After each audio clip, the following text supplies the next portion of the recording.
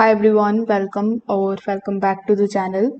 In today's quick video, I will show you exactly how to recover a removed or deleted folder in Google Drive in 2025, even if you accidentally removed it.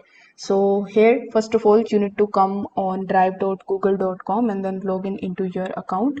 Over here, as you can see, I have these folders available. So let's say I'm going to be deleting this one. So I accidentally deleted this folder, let's say. Now, in order to get this folder back, you need to hover over to the left hand section and click on the option of bin. As you can see over here in the bin, you can see the same folder that you have deleted. Now in the trash, Google stores all of your deleted files and folders for up to 30 days. So you can scroll through and use the search bar as well in order to find the name of the folder that you have deleted. So currently I have only one folder available. That's why it is very easy for me to find it. But you can also use the search bar here in the top and search for the name of the folder.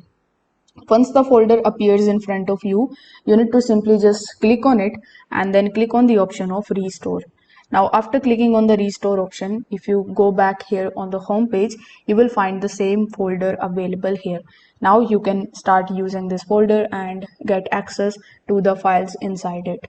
Now, this will send the folder back to the original location, so you can just simply come back here.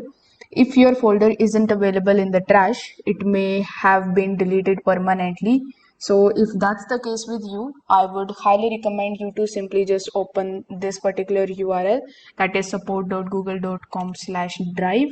Over here, you need to basically sign in into your account and contact with the Google customer support team.